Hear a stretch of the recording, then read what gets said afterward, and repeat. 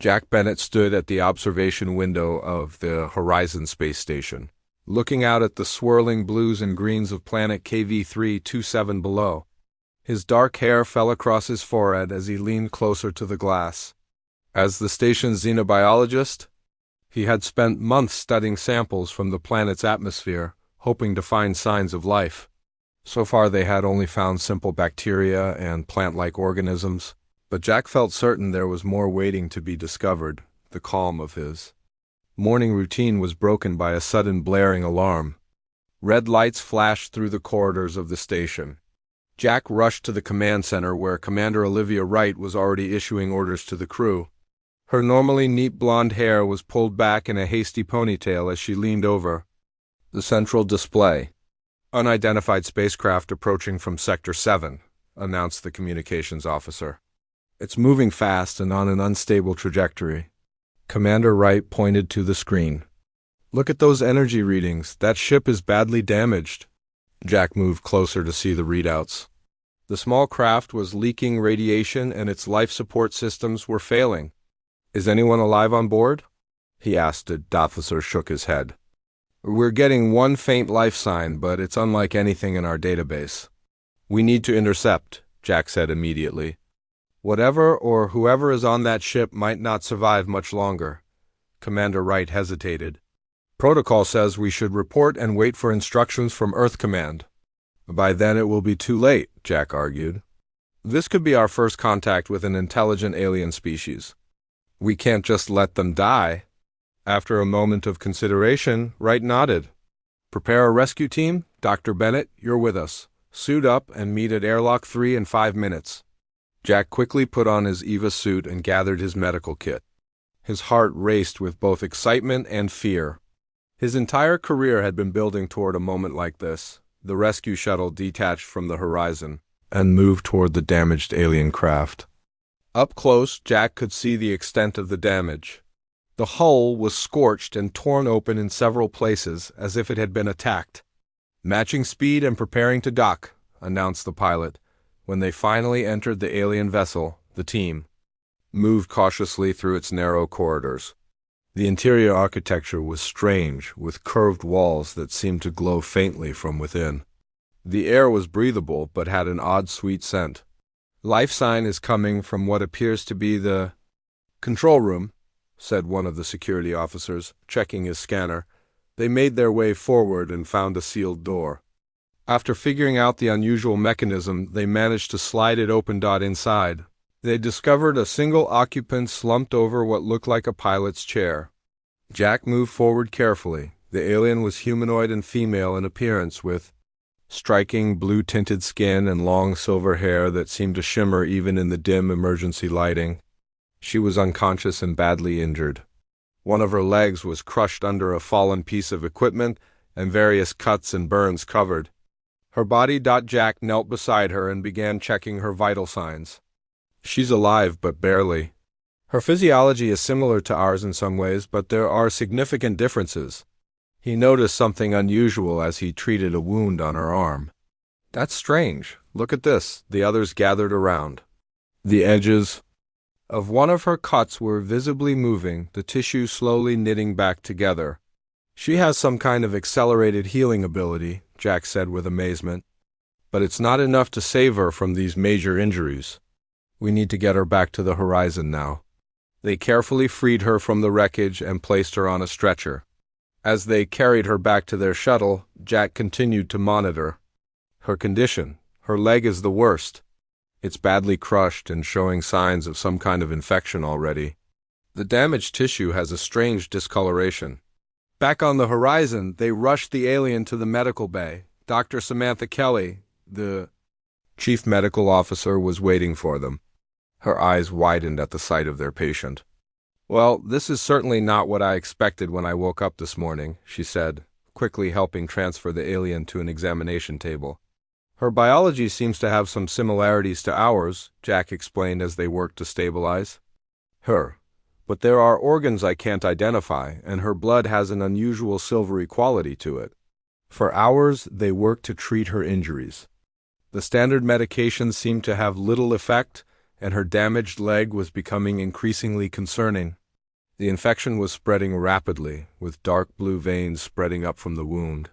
"We need to try something else," Jack said. With frustration, "Our treatments aren't working." Just then, the alien's eyes fluttered open. They were a striking violet color with no visible pupils. She looked around in confusion and then focused on Jack. She tried to speak, but the sounds were unlike any language they had heard before. The communications officer rushed in with a universal translator, a device designed to analyze speech patterns and find linguistic commonalities. After several attempts, the alien's words began to be partially translated. "Where I," came the broken translation. "You're on a human space station called the Horizon," Jack explained slowly. "We found your ship damaged and brought you here. For medical treatment, can you tell us your name?" The alien seemed to process this information. "Lyra," she finally said. "I'm called Lyra. I am ... Novali." "Novali? Is that your species?" Jack asked. She nodded weakly. "Fleeing ... destruction. My world ... Dawn. Bad ones ... Kryvax. They destroy everything." Jack looked at Commander Wright, who had joined them in the medical bay. This was more than just a rescue mission now. They were dealing with a possible refugee from an interstellar conflict. Lyra suddenly grimaced in pain and looked down at her injured leg. The infection had spread further, the skin now a dark purple color. "We're trying to help you," Jack assured her. "But our medicines don't seem to be working on your infection." Lyra's eyes widened in understanding. She gripped Jack's arm with surprising strength. "Not work ... this way." She pointed to her leg. "Must remove all bad tissue." "We're trying to save your leg," Dr. Kelly explained. "We don't want to amputate if we can avoid it." Lyra shook her head vigorously. "No, understand, Novali different." She struggled to find the words through the translator. "Cut off my leg, it'll..." "Regrow." The medical team exchanged shocked glances. "That's impossible," Dr. Kelly said, but Jack remembered the small wounds he had seen healing on their own. "Maybe not for her species," he said quietly. Lyra nodded earnestly, her violet eyes pleading with them to understand. "Please." "Infection spread? Kill me soon. Cut away ... new leg grow." "Novali way." Jack looked at the spreading infection and then back at Lyra's desperate face. He had no idea if what she was saying was true, but he was certain of one thing: if they didn't do something drastic soon, their first contact with an alien species might also be their last. The medical bay fell silent after Lyra's shocking request. Jack looked at the alien woman lying on the examination table, her silver hair spread out like a halo around her head. The infection in her crushed leg had turned an alarming shade of dark purple and was visibly spreading up toward her knee. "You want us to amputate your leg?" Dr. Kelly asked, her voice filled with disbelief. "And you're claiming it will grow back?" Lyra nodded weakly. "Novali body. Heal different from humans. Bad tissue stop regrow. Must remove all." Jack moved closer to examine the infected leg. "The infection is spreading faster than anything I've ever seen. Whatever it is, our antibiotics aren't touching it." "It's still too extreme," Dr. Kelly argued. "We can't just cut off her leg based on her word. We know nothing about her physiology." Commander Wright, who had been quietly observing from the corner of the room, stepped forward. "Dr. Bennett, what's your assessment? You're our xenobiologist." Jack ran his hand through his hair, thinking carefully. "I did observe her smaller wounds healing at an accelerated rate when we first found her, and her cellular structure is unlike anything I've studied before." He looked at Lyra, who was watching him with those strange violet eyes. "But complete limb regeneration? That would be unprecedented." Lyra struggled to sit up. "Please, no time. Infection reach core soon." "Then no. Save." "Let me run some tests first," Jack suggested. "If what she's saying is true, there should be evidence in her cellular structure." Over the next few hours, Jack worked frantically in the lab, examining samples of Lyra's blood and tissue under powerful microscopes. What he discovered amazed him. Her cells contained structures unlike anything in human biology specialized. organelles that seemed to store complete genetic information. He rushed back to the medical bay where Lyra's condition had worsened. Her breathing was shallow and her skin had taken on a grayish tint. The infection had now spread above her knee. Her vital signs are dropping, Dr. Kelly reported. Whatever that infection is, it's releasing toxins into her bloodstream. "I've found something," Jack announced, pulling up his findings on a screen. Her cells contain what appear to be regenerative organelles. They store genetic blueprints of her entire body. In theory, they could rebuild complex tissue, possibly even entire limbs. In theory, Dr. Kelly emphasized. We have no proof it would actually work. Jack turned to Lyra, who was barely conscious now. "Lyra, has your species regrown limbs before?" "Is this common for Navali?" Lyra's eyes fluttered open. "Yes, many times. Children learn, control regrow. I have done before, small parts."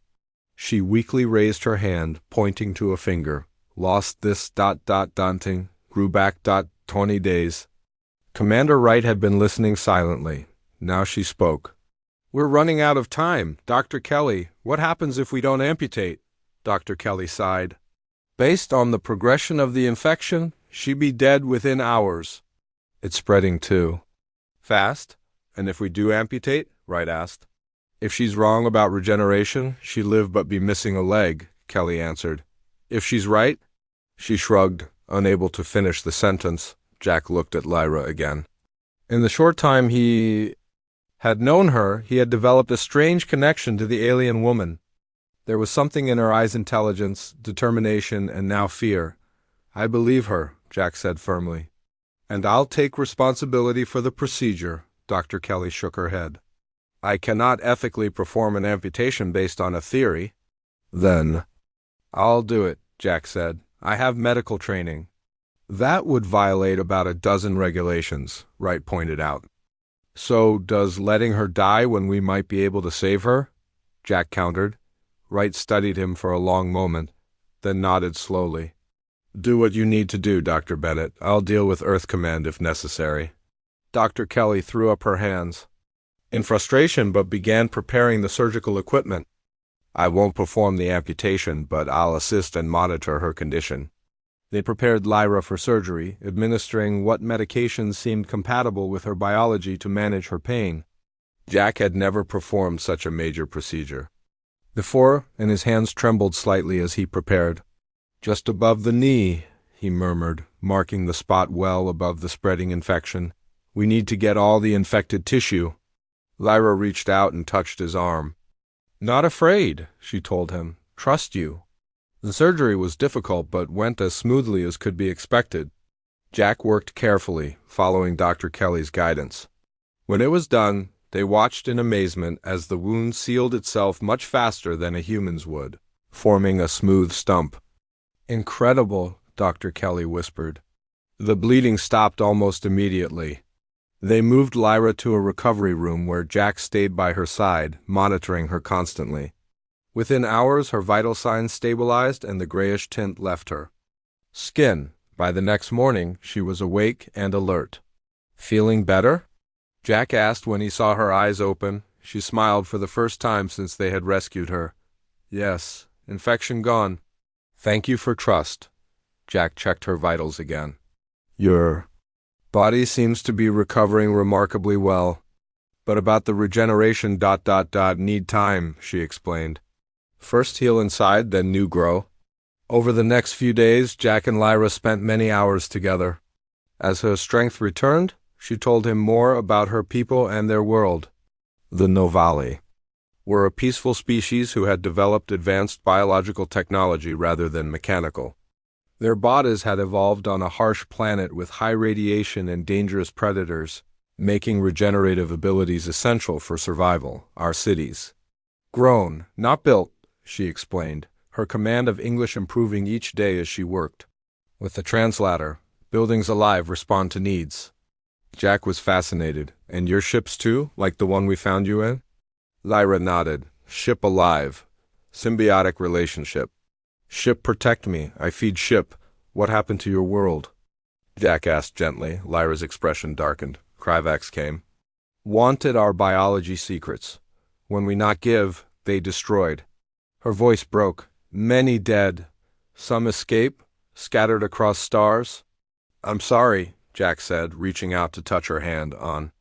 The 5th day after the surgery, Jack arrived for his morning check to find Lyra sitting up excitedly. Jack, look! She pulled back the covering on her leg, where there had been a smooth stump. A small nub of new tissue had formed. It was no bigger than a few inches, but it was unmistakably the beginning of a new limb. It's working, Jack breathed, staring in amazement. You're actually regrowing your leg, Lyra smiled proudly.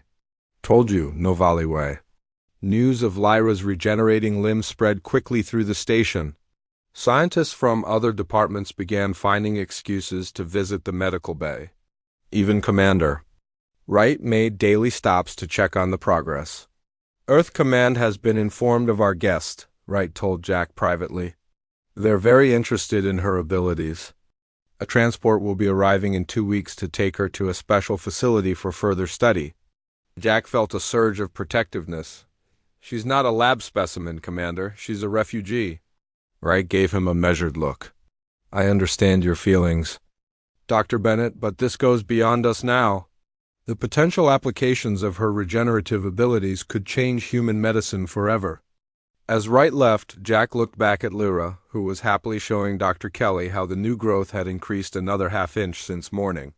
Jack wondered what Earth Command really had planned for her, and whether he had saved her from one danger only to deliver her into another.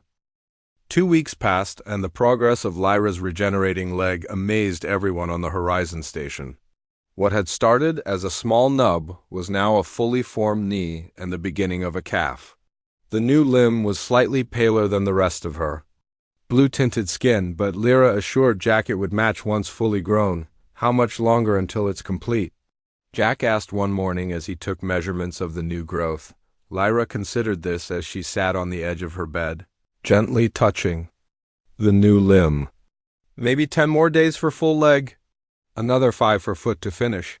Her command of English had improved dramatically as she spent more time with the crew. Jack marveled at her body's abilities. The rate of cell division is incredible in humans. This kind of regeneration is impossible. Not impossible, Lyra corrected. Just forgotten. Early forms of your species could regrow small parts. Lost the ability as you evolved. This information sparked Jack's scientific curiosity. He had been taking small tissue samples with Lyra's permission and studying them in his lab. The specialized organelles in her cells, which he had named Genesis botas, seemed to contain complete genetic information that could be activated when needed against regulations. Jack had begun his own private research project. If he could understand how the Novali regeneration worked, perhaps aspects of it could be adapted for human medicine. The implications were enormous: regrowing limbs for amputees, replacing damaged organs, maybe even curing degenerative diseases. One evening, as Jack was working late in his lab, Commander Wright came to visit him. The transport ship will be here in 3 days, she said, leaning against the doorway. They're sending a specialized medical team to oversee Lyra's transfer. Jack set down his equipment. Has anyone told her yet? Wright shook her head. I thought you might want to do that. What exactly does Earth Command want with her? Jack asked, not bothering to hide his concern. They've established a new xenobiology research center. They want to study her regenerative abilities, Wright explained. It's not a prison, Bennett. They'll treat her well. As a research subject? Jack said bitterly, Wright sighed. Look, I understand you've grown attached to her, but this is bigger than your feelings. The medical applications alone could save millions of lives. After Wright left, Jack sat in his lab, troubled by conflicting emotions. As a scientist, he understood the importance of studying Lyra's unique biology.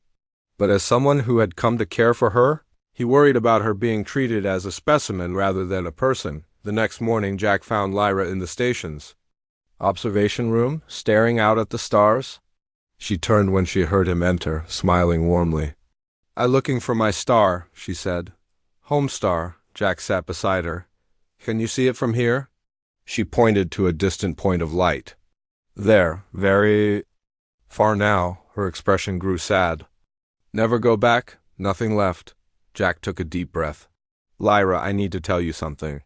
Earth Command is sending a ship to take you to a research facility on Earth. Her violet eyes widened. Research? Me? They want to study your regenerative abilities, Jack explained gently. They believe it could help many humans. Lyra was quiet for a long moment. I understand. Knowledge should be shared. She looked at him curiously. You will come too? Jack hadn't considered this possibility. I don't know. They haven't mentioned me. Ask them, Lyra suggested. You understand Novali biology now, can help explain. That afternoon, Jack contacted Earth Command and requested to accompany Lyra to the research facility. To his surprise, they agreed readily, seemingly eager to have someone familiar with her case. Over the next 2 days, Jack spent even more time with Lyra, learning everything he could about her species. She taught him about Novali biology and their advanced understanding of genetic manipulation. Our children born with ability to control own genetics, she explained, can adapt to new environments quickly. Why Novali successful on many worlds? Is that why the Krivaks attacked your people? Jack asked.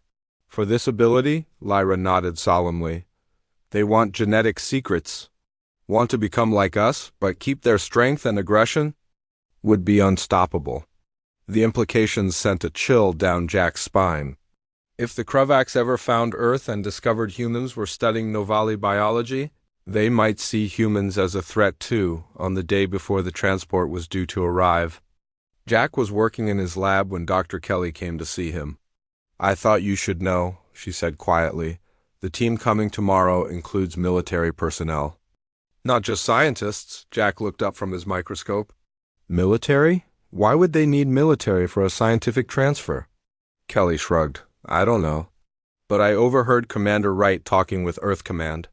They referred to Lyra as the asset and mentioned securing her. After Kelly left, Jack made a decision. He needed to know more about Earth Command's real intentions. Using his security clearance, he accessed the classified communications between the station and Earth. What he found disturbed him deeply. The messages spoke of harvesting genetic material and extensive testing protocols. One message mentioned keeping the specimen in isolation to prevent cultural contamination. There was no mention of Lyra's rights or comfort, only the potential military applications of her regenerative abilities. Jack felt sick. This wasn't research, it was exploitation. He couldn't let this happen to Lyra, not after all she had been through. That night he went to Lyra's quarters. She was sitting on her bed, her newly regrown leg now extending past her knee, the calf. Muscle clearly defined. We need to talk, Jack said urgently. I don't think you should go to Earth tomorrow. Lyra tilted her head confused. Why not? Jack explained what he had discovered in the classified communications. As he spoke, Lyra's expression changed from confusion to fear. Like Krivaks, she whispered. Take, not share. Not all humans are? Like that, Jack assured her. But I'm afraid what they have planned for you isn't what they're claiming. What we do? She asked. Jack ran his hand through his hair, thinking frantically. I don't know yet, but I won't let them take you like this. As they talked, a sudden alarm blared through the station. Red emergency lights began flashing in the corridor. The station's AI announced, unidentified vessel approaching. All personnel to alert stations. Jack and Lyra exchanged worried glances. He helped her to her feet. She could now stand with support, but couldn't walk well on her still developing leg. They made their way to the command center where Commander Wright was directing the response. The main screen showed a massive ship approaching the station, unlike any human vessel Jack had ever seen. What is that? He asked as they entered. Wright turned, surprised to see them there. Unknown, it's not responding to hails. Lyra gripped Jack's arm tightly, her face pale. Krivaks, she whispered. They found me. Jack stared at the alien ship in horror. How is that possible? My ship, Lyra realized. Must have tracking device. They follow signal here. Commander Wright overheard them. Is that what this is? The same ones who destroyed your world? Lyra nodded grimly. They never stop hunting Novali, want our biology. She looked at Wright with desperate eyes. Your weapon's no match. Must hide. Or run, Wright turned to her communications officer. Contact Earth Command immediately. Tell them we need immediate military support. Jack knew it would be too late. Earth's nearest military vessels were days away. He looked at Lyra, who was trembling beside him, and made a decision. Commander, he said firmly, we need to get Lyra off this station now. If they're tracking her, maybe they'll follow and leave. The horizon alone, Wright considered this. The transport from Earth won't be here until tomorrow. We can't wait, Jack insisted. We need to use one of our research shuttles. They're small enough to avoid detection if we time it right. As the massive Kravax ship drew closer to the station, Wright finally nodded. Do it. Take Shuttle 2. It has the best stealth capabilities. I'll create a distraction to cover your departure. Jack helped Lyra toward the shuttle bay, both of them aware that they were now fugitives not only from the Kravax but potentially from Earth Command as well. Jack helped Lyra move quickly through the corridors of the Horizon Station toward the shuttle bay. Her newly regrown leg was not yet strong enough for running, so she leaned heavily against him. Behind them, the station alarms continued to blare, as the crew prepared for possible contact with the Kravax ship. Almost there, Jack encouraged as they turned down the final hallway to the shuttle bay. They could hear the sounds of frantic activity as technicians prepared the small research vessel for immediate departure. When they arrived, a young technician named Steve was finishing the pre-flight checks. He looked up in surprise as Jack and Lyra entered. Commander Wright ordered the shuttle prepared for emergency departure, Steve explained. She said you'd be along. How long until we can launch? Jack asked, helping Lyra into one of the passenger seats. 5 minutes, Steve replied. I'm just finishing the final systems check now. Jack strapped Lyra in securely, then went to the shuttle's small storage compartment. He quickly gathered emergency supplies, food, water, medical kits, anything they might need for an extended journey. He also made sure to grab his research data on Navali biology. This information was too valuable to leave behind, especially if it might help protect Lyra. The shuttle's communication system crackled to life. Dr. Bennett, this is Commander Wright. The Kravax vessel is holding position about 10,000 kilometers from the station. They've made no hostile moves yet, but they're scanning us extensively. We're almost ready for departure, Jack responded. Any word from Earth Command? They've dispatched a military vessel, but it won't arrive for at least 48 hours.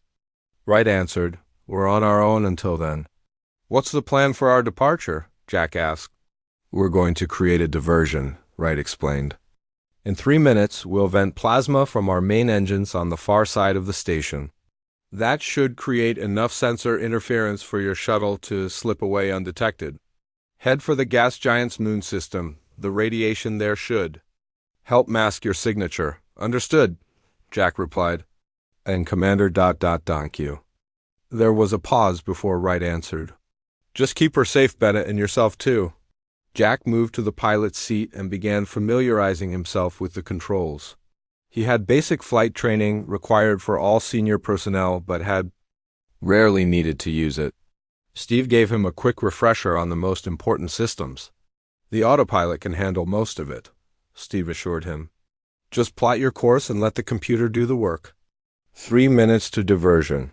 Announce the station's AI over the COM system. Jack turned to check on Lyra, who was sitting quietly in her seat, her violet eyes fixed on the view screen showing the approaching Kravax vessel. It was massive compared to the horizon, with an unusual design that seemed to blend organic and mechanical elements. Those who destroyed my world, she said softly.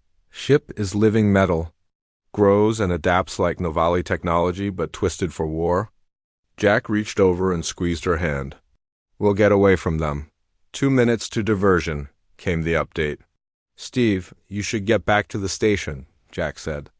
We can handle it from here. The young technician nodded and headed for the airlock. Good luck, Doctor. Once Steve was clear, Jack sealed the shuttle and completed the final launch sequence. His hands moved across the control panel, activating systems and checking readouts. He could feel sweat beading on his forehead. As the countdown continued, 1 minute to diversion. Lyra suddenly gasped and clutched her head.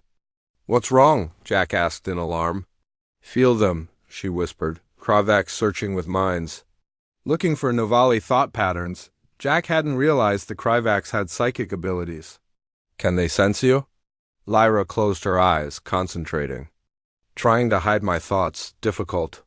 30 seconds to diversion?" Jack finished the launch preparations and placed his hands on the controls, ready to depart the moment the diversion began. 15 seconds, Lyra suddenly grabbed his arm. "They know." "They sense me." On the view screen, they could see the Kravax ship changing position, turning toward the shuttle bay. "Diversion now." Commander Wright's voice came urgently over the comm. Jack didn't wait for the countdown to finish. He fired the shuttle's engines and launched from the bay, just as a massive plume of plasma erupted from the far side of the station. The shuttle shot away from the horizon, heading toward the nearby gas giant and its system of moons.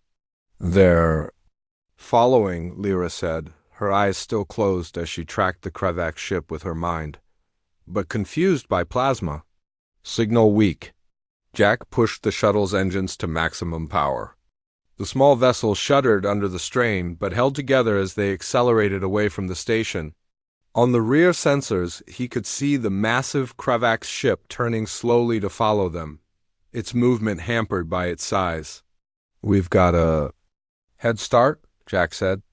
"If we can reach those moons before they get a lock on us, we might be able to hide."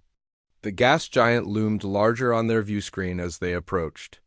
It was a swirling mass of orange and red clouds, with a system of small moons orbiting around it.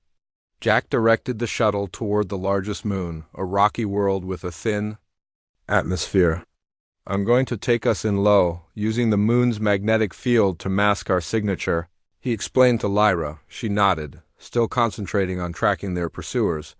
They angry, lost clear signal, searching. As they approached the moon, Jack took the shuttle into a steep descent, skimming just above the rocky surface. He found a deep canyon and guided the vessel into it, finally bringing them to rest in the shadowy crevice, where the shuttle would be difficult to detect from orbit. Once they were safely hidden, Jack powered down all non-essential systems to minimize their energy signature. The shuttle's interior fell into dim emergency lighting. "Do you think they can still track us?" Jack asked. Lyra finally opened her eyes, looking exhausted from her mental efforts. "Not sure. Kravax hunter's very persistent." "Have technology that senses Novali biology," Jack frowned, "like a biological tracker?" "Yes, detect our unique cell structure across great distances." This gave Jack an idea. He moved to the small lab area at the rear of the shuttle and retrieved his research samples. "If they can track Novali biology, maybe we can use that against them." He took out a small sample of Lyra's tissue one he had been studying before they fled the station. "If I can isolate some of your regenerative cells and create a decoy, we might be able to send them in the wrong direction." Lyra watched with interest as Jack worked. Despite the danger they were in, he couldn't help feeling a surge of scientific excitement. This was applied xenobiology at its most urgent. Using the shuttle's limited lab equipment, Jack prepared several small containers with samples of Lyra's cells. "These should emit the same biological signature that the Kravax are tracking," he explained. "If I attach them to mini-probes, we can launch them in different directions." "Clever," Lyra said with admiration. "Confuse hunters." Jack programmed the small probes to head in opposite directions away from the moon. If his plan worked, the Kravax would detect multiple Novali signatures and wouldn't know which one to follow. As he worked, Lyra moved to stand beside him, testing her weight on her newly regrown leg. It now extended almost to her ankle, though. She still walked with a slight limp. "Growing well," Jack noted. "How does it feel?" "Strange," she admitted. "New tissue very sensitive. Need time to strengthen." They were interrupted by a warning from the shuttle's sensors. Something large was entering the moon's atmosphere. "They found us," Jack said, rushing back to the pilot's seat. On the view screen, he could see a smaller vessel, not the main Kravax ship, but what appeared to be a scout craft descending toward the surface. Hunter ship, Lyra explained, her voice tight with fear. Carries elite trackers, very dangerous. Jack quickly finished preparing the decoy probes. We need to move now. Are you ready? Lyra nodded, her face determined despite her fear. Jack powered up the shuttle's engines just enough to lift them from their hiding place. As they emerged from the canyon, he launched the decoy probes in 3 different directions, then took the shuttle on a 4th path, skimming low across the moon's surface, looking back. They could see the Kravax scout ship hesitate, its sensors apparently detecting the multiple signals. It hovered for a moment, then split into 3 smaller vessels, each pursuing one of the decoy probes. It worked! Jack exclaimed. They're chasing the decoys. Lyra smiled, but her expression quickly turned serious again. Not for long. We'll realize trick soon? Jack pushed the shuttle higher, breaking free of the moon's gravity and setting course for open space. We need to find somewhere to hide until the Earth military arrives at the horizon. Any ideas? Lyra thought for a moment, then pointed to a spot on the navigation chart. There, asteroid field. Many rocks, radiation from damaged mining equipment. Good hiding place. As Jack set the new course, he wondered what would happen when Earth Command did arrive. Would they be treated as heroes for drawing away the Kravax threat, or as fugitives for fleeing with valuable alien research material? Either way, he knew he had made the right choice. Lyra deserved freedom and respect, not a life as a laboratory. Specimen. The shuttle accelerated toward the asteroid field, leaving the moon and its Kravax pursuers behind, at least for now. But both Jack and Lyra knew this was just a temporary reprieve. The real challenges still lay ahead. The asteroid field loomed ahead of their small shuttle, a chaotic jumble of rocks ranging from the size of a fist to massive chunks larger than the Horizon Station. Jack carefully navigated between the slowly tumbling stones, searching for a suitable hiding place. Beside him, Lyra scanned the field with the shuttle's sensors. There, she said, pointing to a cluster of larger asteroids. Those rocks have high metal content. Will help hide our ship from sensors. Jack guided the shuttle into a narrow gap between 2 enormous asteroids. The space was just large enough for their vessel, providing good cover from multiple angles. Once they were settled, he powered down most systems, leaving only life support and minimal sensors active. Now we wait, he said, leaning back in his seat. The Earth military vessel should reach the horizon in about 40 hours. If Commander Wright can explain the situation, maybe they'll help us instead of hunting us. Lyra stretched her newly regrown leg. The limb was now complete down to her toes, though the skin remained slightly paler than the rest of her blue-tinted body. Thank you for helping me escape. No, it cost you much. Jack shook his head. I couldn't let them treat you like a specimen. No one deserves that. They sat in comfortable silence for a while, watching the slow dance of asteroids through the view screen. Eventually, Lyra spoke again. Jack, there's something I not tell you before, she said hesitantly. About Novali abilities, Jack turned to her with interest. What is it? When Novali forms strong bond with another being, can sometimes create mental connection, share thoughts, feelings. Like telepathy? Jack asked, fascinated. Lyra nodded. Simple version, yes. Helps Novali understand other species, build trust. She looked at him nervously. I feel connection forming with you. Since you saved my life, helped me regrow? Jack was stunned. You can read my thoughts? Not exactly, Lyra explained. More like ... feel emotions, sense when you in danger. She hesitated.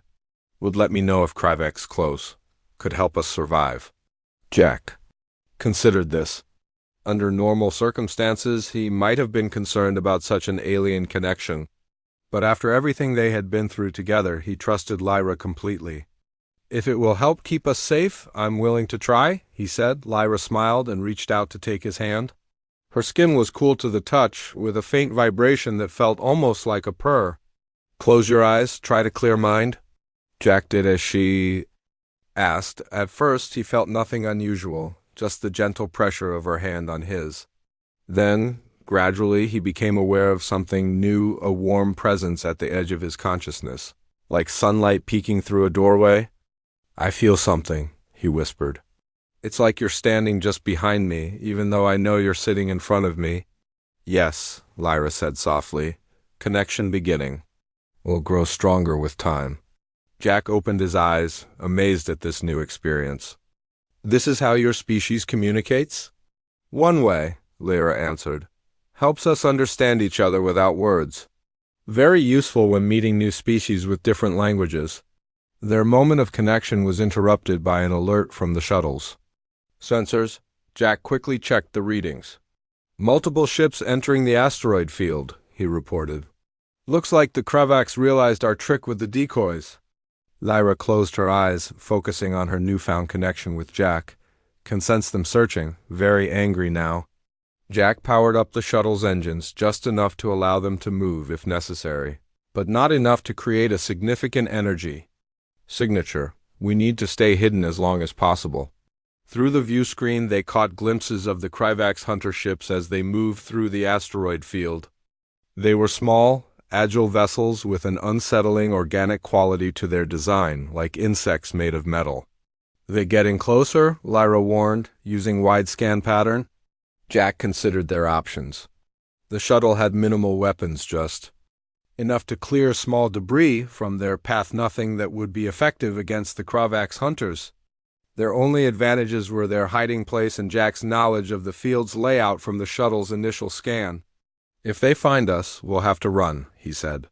"There's a gap in the field about 2 kilometers from here. If we can reach it, we might be able to jump to faster-than-light travel before they can catch us." Lyra suddenly tensed. "One ship very close.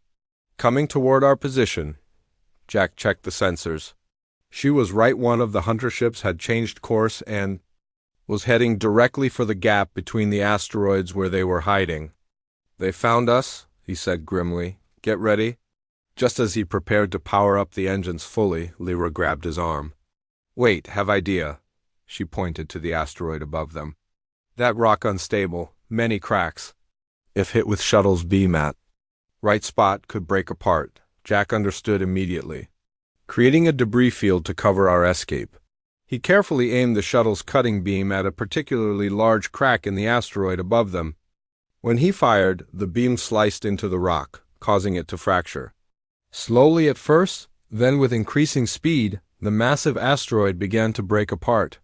"Now!" Jack shouted, fully powering up the engines. The shuttle shot forward just as chunks of the asteroid came crashing down behind them. The Kravax hunter ship was caught in the cascade of tumbling rocks, forcing it to veer off course to avoid being crushed. Jack piloted the shuttle through the chaotic field, dodging asteroids and debris as they raced toward the gap Lyra had identified. Behind them, they could see the other hunter ships converging on their position. "Almost there," Jack said through gritted teeth as he navigated a particularly dense cluster of rocks. Just as they approached the edge of the asteroid field, their shuttle rocked violently. Warning lights flashed across the control panel. "We're hit," Jack reported, struggling to maintain control of the damaged vessel. "One of the hunters got a shot through." Lyra checked the damage report. "Engine damaged, losing power." The shuttle limped toward the gap, its speed decreasing as the engine continued to fail. The Kravax ships were closing in behind them, preparing to fire again. Suddenly the space ahead of them lit up with weapons fire. 3 large ships appeared, moving toward them at high speed. Jack recognized the design immediately. "Earth ships," he exclaimed. "It's the military vessel from Earth Command. They must have arrived at the horizon early and followed us here." The Earth vessels fired again, forcing the Kravax hunters to scatter. The largest of the Earth ships moved alongside their damaged shuttle, extending a docking tube. "Unidentified shuttle, this is Captain Greg Anderson of the Earth Vessel Defender," came a voice over their communication system. "Prepare for emergency docking and evacuation." Jack guided their crippled shuttle to the docking port. As soon as they were secure, he and Lyra made their way to the airlock. Her newly regrown leg was now strong enough for her to walk without assistance. When the airlock opened, They were met by armed security personnel and a stern-faced officer. "Dr. Jack Bennett?" the officer asked. Jack nodded. "Yes, and this is Lyra of the Novali. We have important information about the Kryvax threat." The officer studied them both for a moment, then lowered his weapon. "Commander Wright sent a full report about your situation. Earth Command has reassessed their approach to your alien friend here." He nodded respectfully to Lyra. "Captain Anderson would like to speak with you both immediately."